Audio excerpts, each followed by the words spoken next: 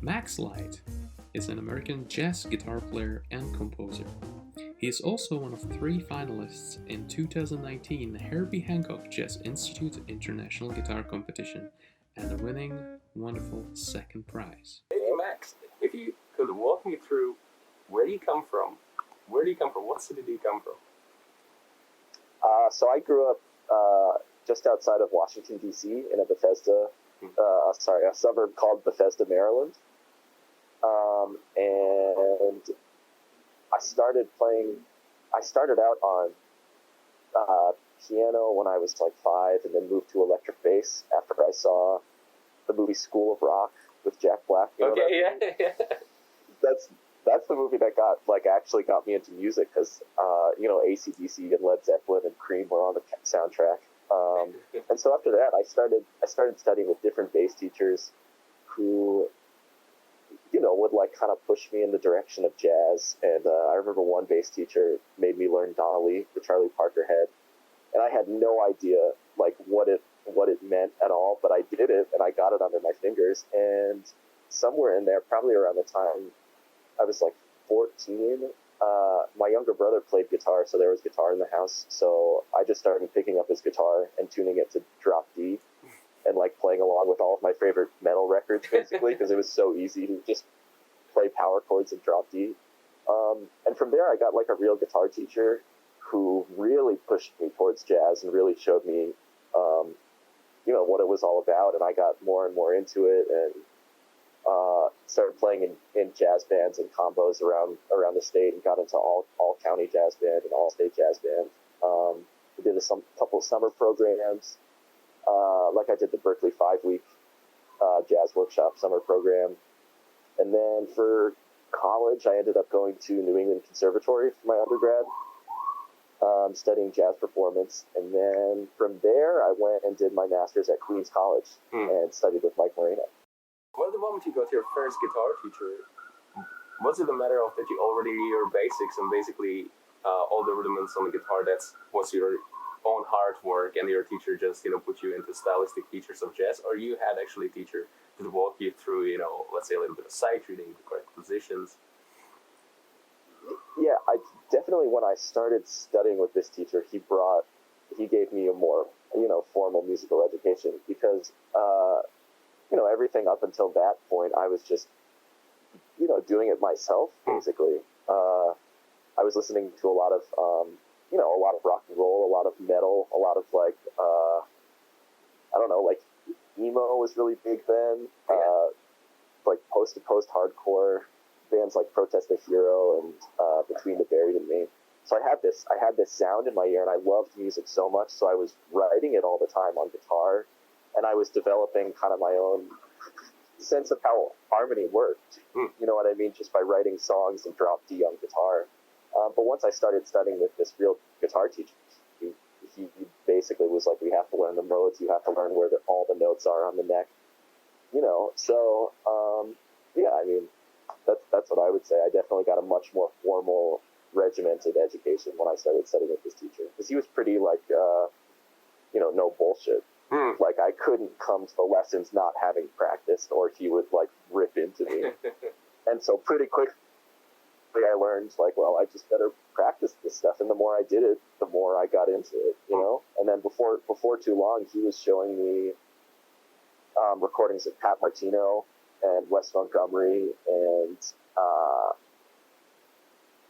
John Abercrombie, John McLaughlin. And I remember the first recording he showed me that really clicked with me was Chick Corea's Spain from Light as a Feather. And I was like, oh, that's the shit. That's amazing. That's so cool. And that's kind of what, really started me down the path, Were you already involved in, let's say, performance, even if it was with local bands, either on bass or on electric guitar? Yeah, I mean, really the reason I started playing bass was because I had a friend who played guitar and a friend who played drums, and we wanted to start a band. So I was when I was in elementary school almost. and I kind of took it, I took it more seriously in high school. Like I had my own band I wrote music for, and a metal band I was writing the music for. But as the deeper into high school I got, the more jazz like kind of took over my life and performance aspirations.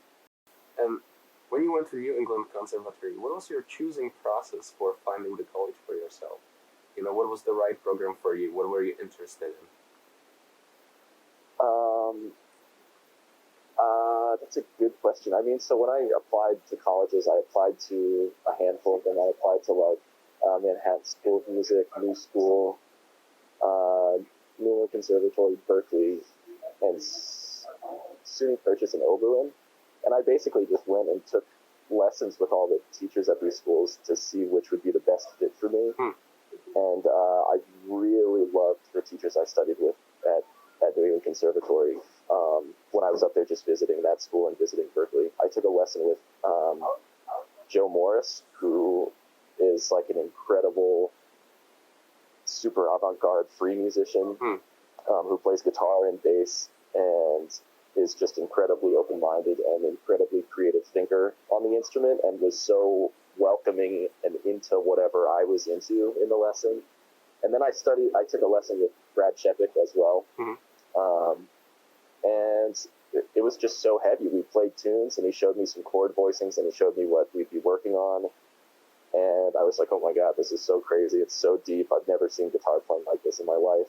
And then I auditioned at the school, and I thought my audition was really bad, actually. I was like positive that I didn't get in, but I got the letter and I got in, and it was that simple. And I was so stoked because, it's a pretty competitive school, a really small jazz program. So I was so excited. I mean, when I was there, I got to study with all kinds of teachers. I studied with Jerry Bergonzi and Billy Hart and Donnie McCaslin and Jason Moran, as well as like classical teachers, classical composers, like Estragios Mitakakis. And I mean, it was an amazing experience going to the New England Conservatory. There was a really great jazz education, but you were really allowed to study whatever you want. And, they've had an incredible classical program since like 1867 or something.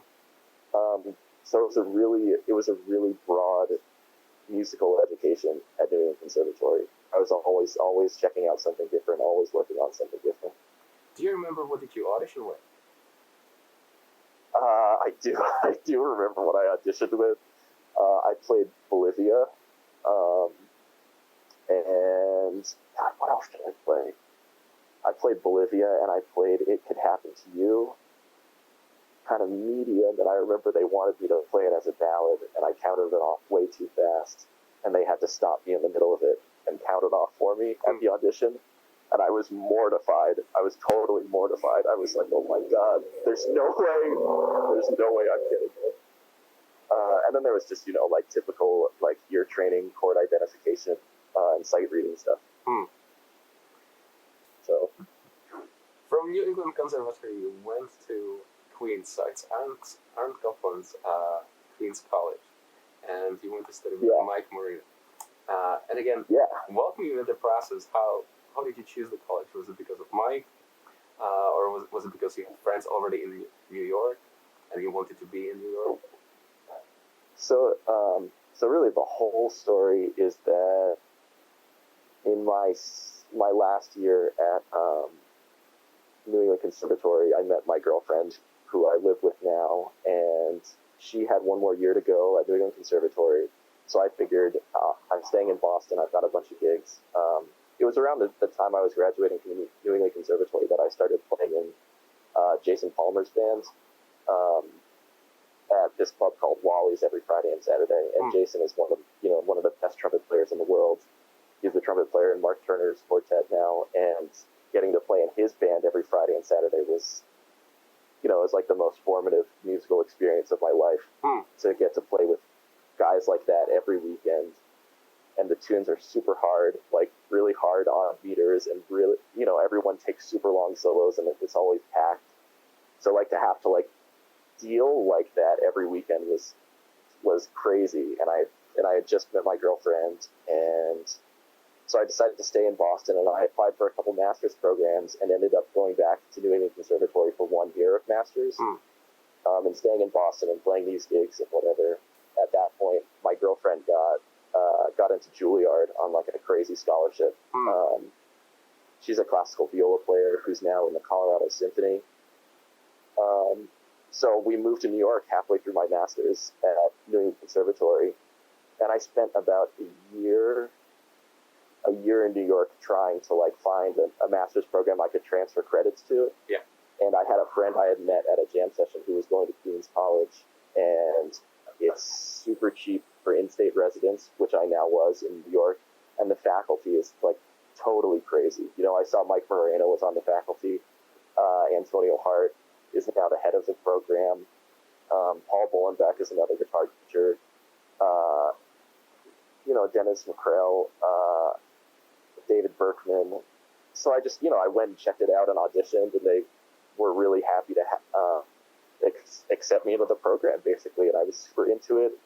And I only had this 1 year to go, and the only thing about going to Queens College, basically, is that I was living in Manhattan, and it was super far from my apartment. So I would go, like, 2 days a week, basically, and be there all day in ensembles and classes.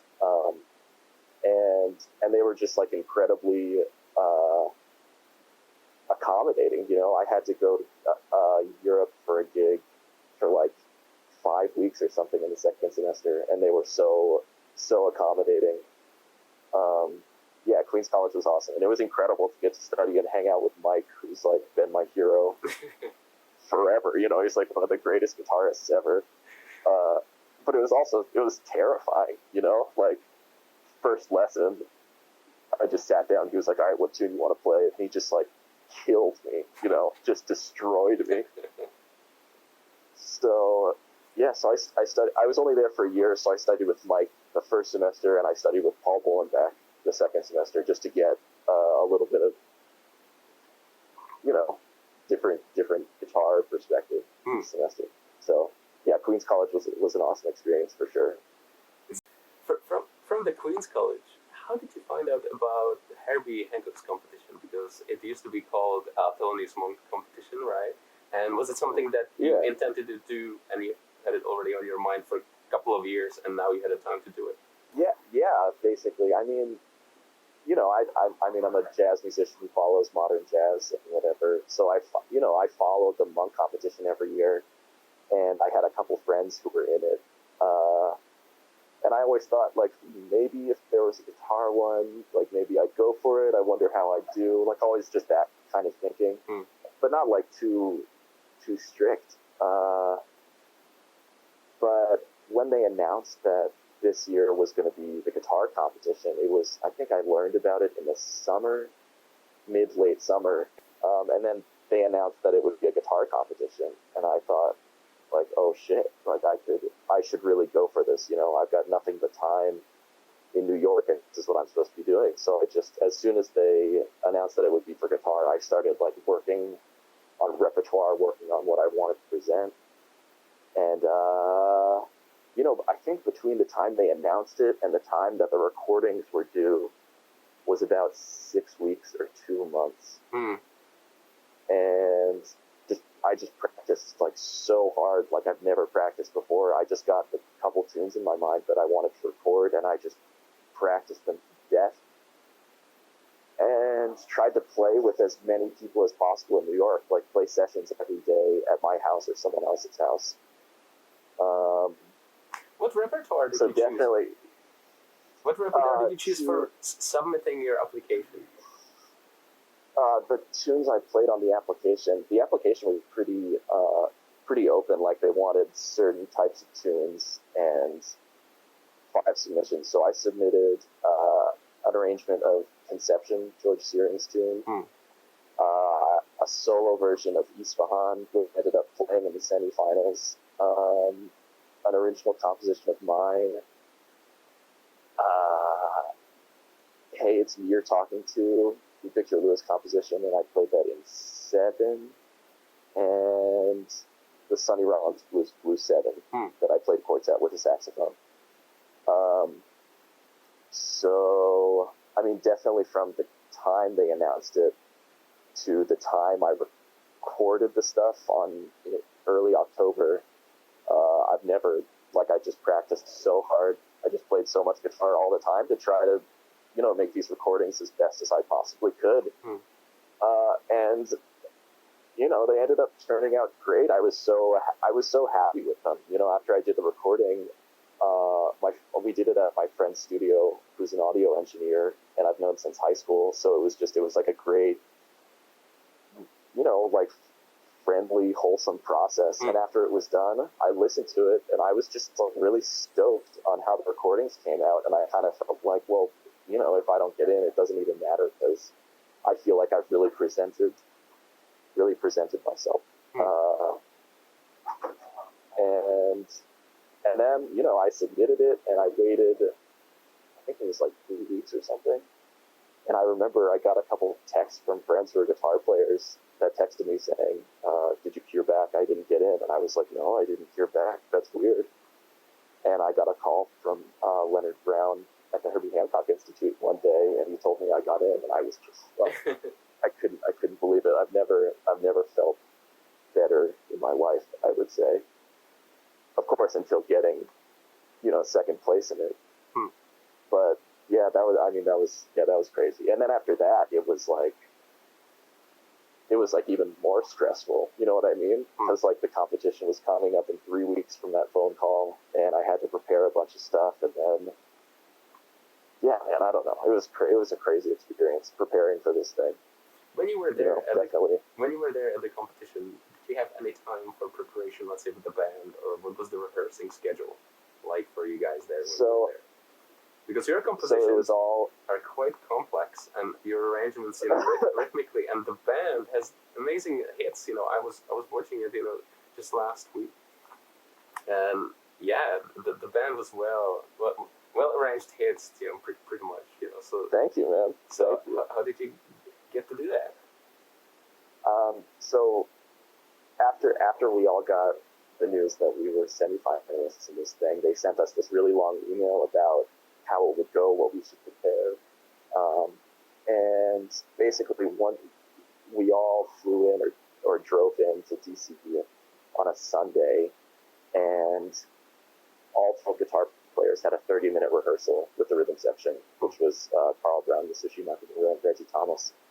And 30 minutes flies by. We were each told to prepare 3 selections, which would total about 15 minutes of music. And then, I don't know. Basically, I thought, damn, 30 minutes is no time, and these guys are going to be learning, whatever, 30, 32, 33 other arrangements, basically. As simple but evocative as possible, still be able to do what I want to do with the music, but have it be reliable, basically. You know what I mean? If I make it too hard, then the rhythm section's gonna they're some of the best musicians in the world, but a day of rehearsal with 12 different guitar players bringing 3 different arrangements is just so much information. So I just tried to make the charts as clean as possible. I tried to be ambitious, but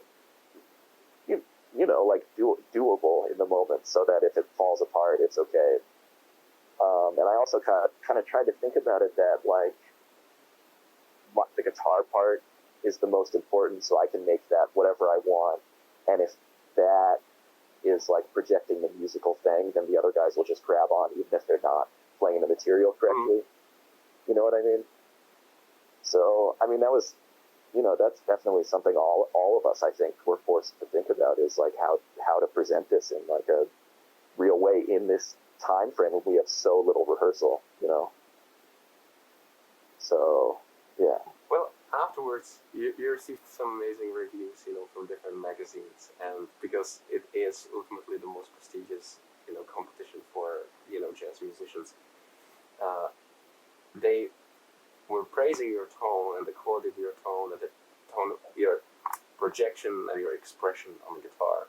So that's something obviously you must have been working on. And does it come from transcriptions, or does it come from the music you listen to what would you say is your process behind your tone? That's a good question, man. I don't. I mean, that was crazy for sure. Reading that in like Downbeat and Jazz Times and whatever. Yeah, my process for finding my tone and my sound. I mean, it's all like, like all of us musicians. I feel like it's a really long process developing your thing, and I mean, it all goes back to music that influenced me. I think a lot of my, whatever sonic identity comes from like how my right hand works on the guitar, really. I mean, I remember listening to Kurt Rosenwinkel Trio Reflections, that record in like my year of college, and thinking like, Jesus, this guy's right hand is so soft and so sensitive, and he's able to pull so much emotion out of the guitar with a really breathy, airy attack with his right hand. And that's like really when I started thinking about articulation and expression on the instrument. And that like set me down a long path of playing, semi-hollow bodies with effects and distortion and whatever, all kinds of things. But I mean, really, I've just always tried to play what I hear and sing what I hear and play it, Yeah, I don't know, man. That's a hard question. Well, what favorite guitar players do you have at the moment? Favorite guitar players at the moment? For sure, Kurt Rosenwinkel, Mike Moreno, Ben Monder, Lage Lund, Gilad Hexelman,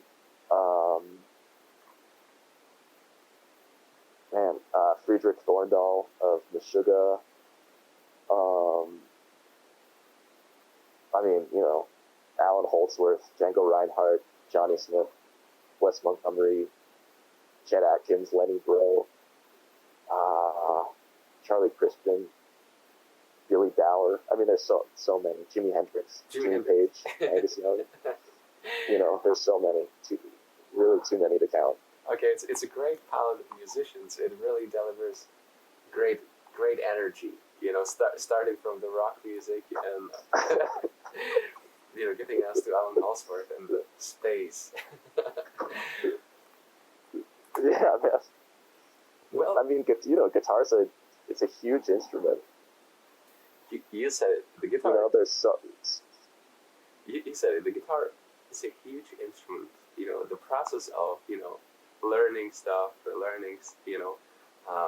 it's a long, ongoing process. It's not a matter of you go on YouTube and within 3 weeks you learn a song, and within 3 months you can go and play a gig.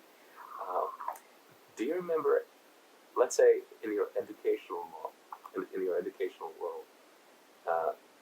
do you remember any light bulb moments when you were like, oh, you discovered the pentatonic scale, and it's like, okay, now something, sits with me. And then, I don't know, the first time you played your first jazz tune, did you have any light bulb moments like this? When I was in school, you mean? Yep. Man, I had so many. One of the first ones, honestly, was like the year. I started like playing along with this Kurt Rosenwinkel record. I think it's Each Song, and I remember playing along with his arrangement of If I Should Lose You with Joshua Redman, and like something turned on in my brain. I felt like that's what I really want to sound like playing along with Kurt. That's what I really want to do. That's how I really want to sound. That's how I really want to emote on the instrument. So that was like the first one that really, I would say, was super formative and changed me as far as my own practice. Later on, I discovered, so much more music, especially the music of like Ornette Coleman, had a huge impact on me when I was in school. And I spent a lot of time trying to play, like time no changes, free jazz, basically. Because I mean that, like, if you listen to Ornette, like that is like really emotional music, really evocative. Like he's able to play exactly what he hears and feels at any given moment, and it was so inspiring me inspiring to me that this band was able to create this incredibly deep emotional music without any changes, basically. And that really affected me. So that, and what else? What can I say? Studying classical music and 12-tone theory while I was at the conservatory also had a huge impact on me. As far as, aesthetics and music. And I don't know. I mean, it's hard to say. I feel like every day is kind of an aha moment these days. Like I'm always trying to find something I'm really into, and sometimes it's movies, sometimes it's video games, sometimes it's Lee Konitz, sometimes it's Ornette, sometimes it's Alan Holdsworth, sometimes it's Meshuggah, whatever, Well, do you remember any instructional material that helped you on the way? If you were looking for something, could have been the books, could have been the videos, could have been an essay. That's a good question, man. I mean, I never worked out of books too much, I would say. Man, I don't even know. I mean, I think the thing that has been the most helpful to me, honestly, for the longest is just playing with people, playing trio especially. That's been the most helpful thing to me. So I've been doing that my whole life and always striving to get better at it, always striving to get better at playing tunes with people, basically, like even super simple tunes I've been playing forever. That's been the most helpful thing to me. And really listening to the musicians you're playing with. You can't hide anywhere if you're playing trio. It's all you. So, yeah, I don't know, man. That's another good question. I would just say play with people as much as you can. It's a very natural process of education. That's for sure. And it's great that it still exists because there is no right or wrong answer. By the way, to all these questions, your answers are brilliant, Max. Right? As long as each person Thanks, man. As long as each person is individual, they have got completely different learning process. Some people are visual, some people will base their education on experience. So some people want to understand it first and then kind of play it. Whatever makes people happy. That's the reason why I was also asking what was the right way to choose a program for yourself, because I mean at that point it cannot be your parents picking stuff like that for you.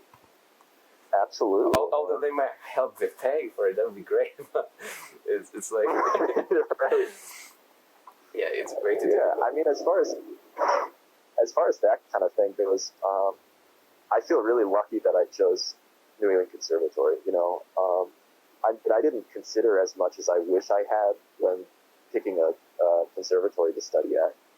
I basically just looked as faculty and saw a couple names that I liked. Yeah, I liked the faculty, but I had no idea how diverse the school and the education would be when I chose to go there. I just basically thought, oh man, like Donnie McCaslin, Brad Shepik, Billy Hart, this is crazy. These guys are so killing. And then when I got there, that was a huge part of it, but it was also the classical department and the contemporary improvisation department. So, I mean, I think when you're picking a school, you should check out the whole school and see what all of the programs do, see what kind of concerts you can go see. So I don't know. I feel lucky. I feel very fortunate to have gone to New England Conservatory. Max, your instrument, your Gibson. You said you probably changed a couple of guitars in your life, and now you've got. It's not 335, is it? It's a 339. 339, yeah. Which is essentially a smaller body version of the 335. And I've been playing this guitar for a long time now. I was playing a cheap goat in Fifth Avenue for the first couple of years of college and last couple of years of high school, but switched to this guitar at some point because it had I could basically make the action super low and distort it and use compression and boost pedals and whatever. And man, I've been through so much with this guitar now, this 339. I've been playing it for like, I don't know. I've had the guitar for like over 10 years now, and I've been playing it really hard for like 8 or 9. And I love it so much. You know, the headstock has broken off 3 times. The frets have been shaved down and replaced, and it's got like pieces chipped off all over the body. But I love it, man. I love this guitar for sure. What strings do you use? What's the gauge? I use Diodario 13 to 56 jazz medium gauge. So pretty heavy, but I keep the action, you know, like as low as I can, and without the guitar sounding bad. And I use heavy strings, low action. I use compression boosts, chorus, delay, reverb. I really love Henderson amplifiers and like Fender Twin Reverb or Princeton reverbs. And I basically have like my gear and my guitar set up so that I can play really, really lightly with my right hand, and play really legato with my left hand, you know. So I basically have it like turned up pretty loud, and I'm playing like sensitively, you know what I mean? Just because that's kind of the way I like to play the guitar. I don't like to tack very hard or really strum very hard, you know, because my left hand is doing most of the work anyway. So yeah, I use like a, you know, kind of a high gain setup with low action, and which is funny because whenever I'm like playing a jam session in New York or whatever, and someone comes to plug into my amp, it's like so much louder than when I'm playing it, you know, just because of the way everyone's hands work so differently. Yeah, so I mean, I'm definitely, ever since getting second place in this competition, I've been thinking way more about gear. You know, it's not something I thought about too much in my life, mostly just because it's all expensive and I'm broke. But I've been thinking a lot more about gear and guitars now. So, but yeah, I mean, that's what I use basically. What distortion do you have? Oh man, I mean, I use usually I use just like a tube screamer, classic tube screamer, or a Proco Rat distortion. But I've gone through a bunch of different ones. Voodoo Lab Sparkle Drive, Tech 21 Cascading Reverb. God, what is that? Way Huge Electronics, Pork-Loin, Fat Sandwich, Swollen Pickle. Yeah, you know, but now, I mean, really now I use basically just 5 pedals to make my clean sound all the time, and a volume pedal, which are just a compressor, boost, chorus, delay, and reverb, but all turned, you know, pretty low, just so it's like a little, I don't know, little spice or something. You know, Max, probably, speaking of music scene, you know, that could be music scene that, you know, you're involved in at the moment, you know, in New York. What is it that you like about contemporary music scene?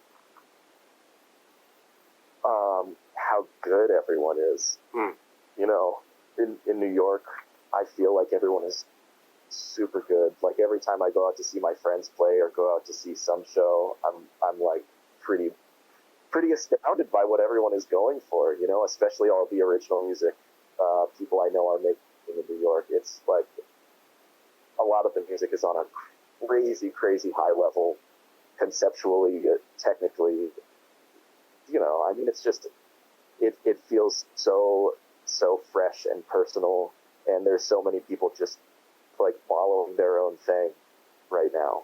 So I mean, I don't know. I know it sounds stupid, but I just love how good everyone is in the music scene. New York is crazy, man. The level is extremely high there. So, yeah. And I mean, you know, I love that everything is so different too. You hear all of these crazy influences, and everybody is going for something different or influenced by something different. I think it's a really amazing time for music. You know, by, you know, the pandemic and the complete lack of gigs for however long this goes on. Well, so what do you think has got a little bit more space for improvement on the scene? What it is that you would like to see more of? I think something we would all like to see is gigs to pay more. Really, you know, I mean, it's super brutal to make a living as a musician anywhere in the country, but especially in a place like New York, you know, and the gigs just don't pay that well at a certain point. You know, you can play you can play like $4 $50 $60 jam session gigs a week, and it's still like not enough money to make rent in New York City. So as far as the scene goes, I think that's the worst thing about it, because, you know, everywhere I go, the music is great. Well, Max, the part of your career for sure is that probably the same as Mike Warren, Lagaland, you know, and you mentioned also other influences, and Brad Shepik. Those are incredible artists, incredible instrumentalists, incredible composers, and at the same time, they are teachers. You know, they have got their teaching careers as well. Are you thinking of, you know, having a teaching career anytime soon that would be aiming, you know, teaching at a university, or are you already involved in that kind of sphere? That's my goal. Yeah, is to one day be a professor at a university and teach really good students. I mean, that's what we all really want to do, I think, is share our information with someone who is really receptive to it and really curious about it, you know. I mean, I don't really want to teach 7-year-olds power chords anymore at this point in my career, but I really do one day want to teach at a university. So, I mean, for now, I'm just focusing on playing and getting better and learning people's music. But I do one day want to, you know, whatever, teach at a university. I mean, for us in this field, I feel like it's one of the few financially secure ways to be a jazz musician these days. You know, I think it's something to aspire to for all of us. If you were to become a professor at New England Conservatory, and you had your first year students, what kind of piece of advice would you give to them? Imagine it's their introduction day. What piece of advice would you give them? I would tell them that they should be playing with each other every day as much as possible, because it's, you know, that's the time to do it, is when you're in school, is to play and try and experiment as much as you possibly can, because you don't have anything else to do. You know, you don't really have bills to pay or gigs to make or lessons to teach. Like, you should just be playing with each other as much as possible and learning the tunes everyone else knows. That's what I would hammer in, really, like day one for students. I mean, you know, that's something obvious that students neglect all the time, 100%. Absolutely. I think all of us who went to music school were guilty of that at some point, like not seeking out people to play enough. But I really feel that the most important experiences I had at the conservatory were just playing with people, you know, trying things out, learning tunes, improvising together. You know, if you were to, this is quite interesting. If you were to imagine your level of playing when you were the first year student at the conservatory and now, what do you think you have improved at? And you don't have to list a lot of things. You can list 1 or 2 things that you're very happy you're really happy that you worked on them really hard. Oh man, I don't know. That's a good question. I know more tunes now, I think, is a quantifiable measure.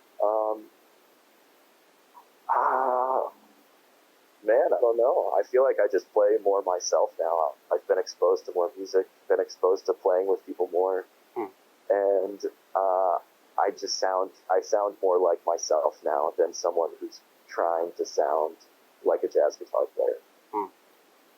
You know what I mean? That's what I would say. I don't know.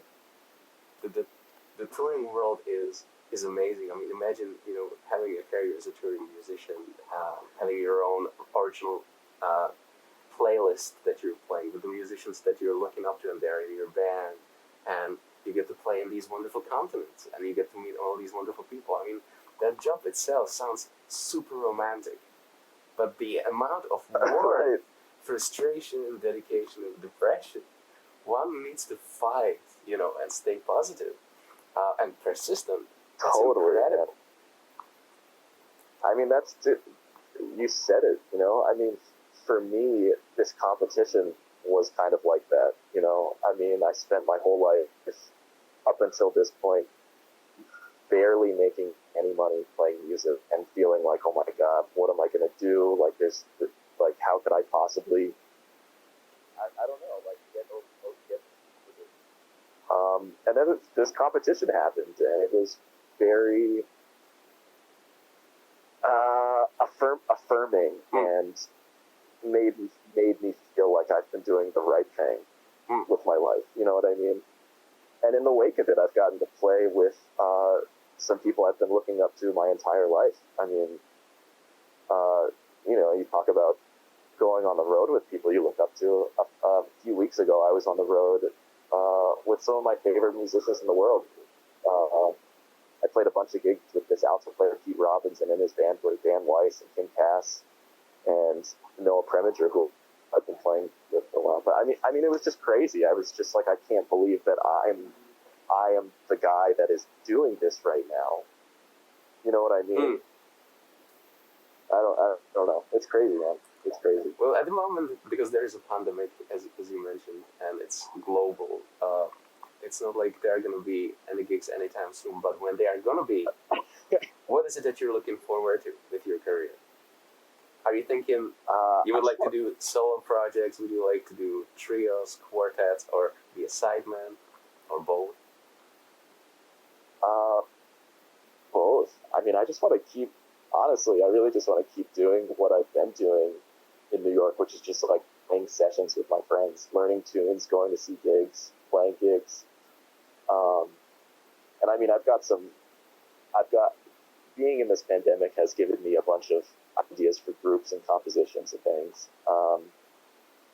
So, I mean, we'll see what happens at the end of this. I'm just excited to get back to a life that involves actually playing music with people in the same room. It could be a gig. It could just be tunes in a bedroom.